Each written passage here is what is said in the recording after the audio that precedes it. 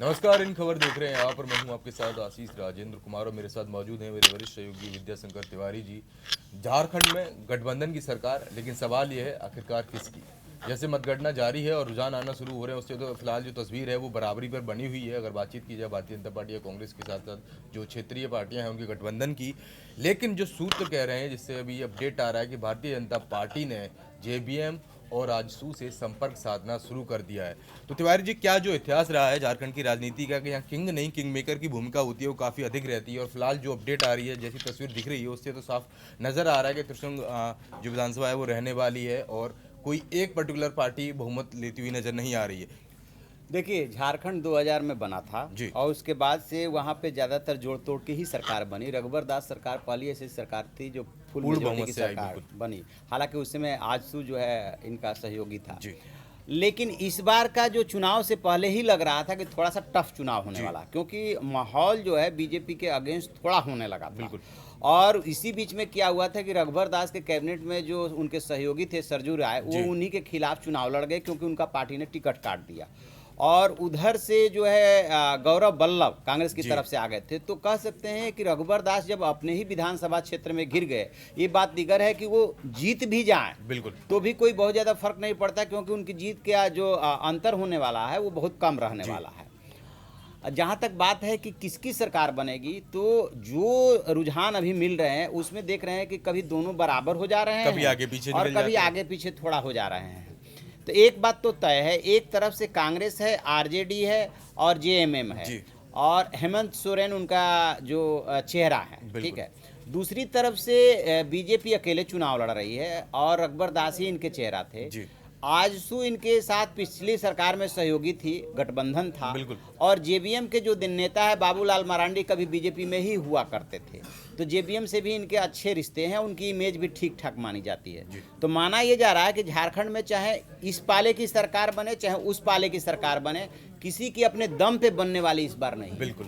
तो जैसा कि तस्वीर साफ आ रही है और जैसे तिवारी जी ने साफ तौर पे यहाँ बताया कि जो इतिहास रहा है झारखंड की राजनीति का, कि यहाँ ज़्यादातर यही होता है कि जो गठबंधन है उसी के आधार पर सरकार बनती है, और फिलहाल जो तस्वीर है उसके हिसाब से ही ऐसा लग रहा है। तो क्या लगता है, जैसे कि जो अपडेट आ रहा है कि बीजेपी ने जेबीएम और आजसू से संपर्क साधना शुरू कर दिया है।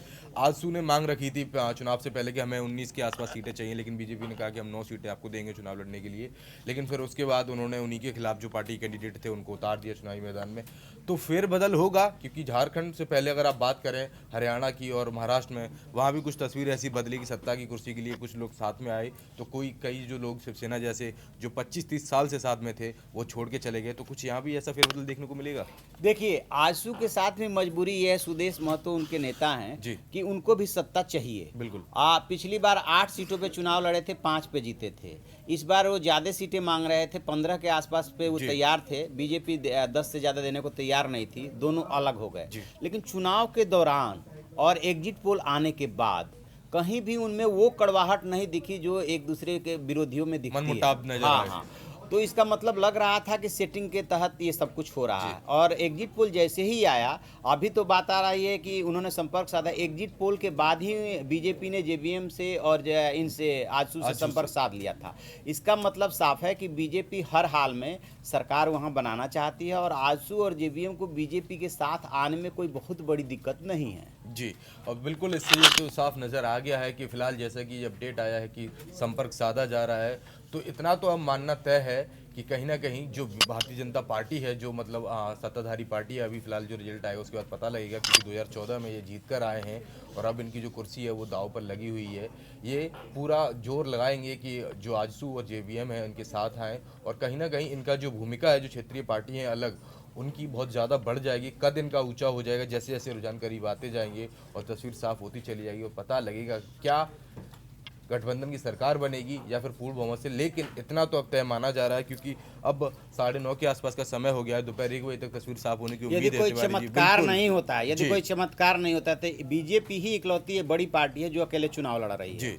तो चमत्कार यदि हो गया तो कह नहीं सकते कि भाई बीजेपी अकेले बना, लेकिन यदि चमत्कार नहीं होता है तो दूसरे तरफ से ऑलरेडी गठबंधन है और इनके तरफ से कह सकते हैं कि अघोषित गठबंधन है कि भाई ठीक है अलग अलग चुनाव लड़ते हैं और यदि जरूरत नतीजों पड़ेगी के तो बाद फिर साथ आ जाएंगे। तो साथ आने के लिए उन्होंने संपर्क साध लिया है, तो चमत्कार नहीं हुआ तो चाहे इधर की बने चाहे उधर की बने, गठबंधन की सरकार ही बिल्कुल बने। त्रिसंग महासभा पूरे तौर से यहाँ नजर आ रही है और जो है कि अब गठबंधन ही कहीं ना कहीं नजर आएगा। बस सवाल जो सबसे बड़ा था, जैसे शुरुआत में मैंने आपको बता दिया, गठबंधन की सरकार, लेकिन किसकी, थोड़ी देर में नतीजे आएंगे, तय हो जाएगा और तस्वीर जैसी सामने आएगी हम पेश करेंगे आपके लिए। देखते रहिए इन खबर। धन्यवाद। इन खबर चैनल को सब्सक्राइब करें और बेल आइकन दबाना ना भूलें।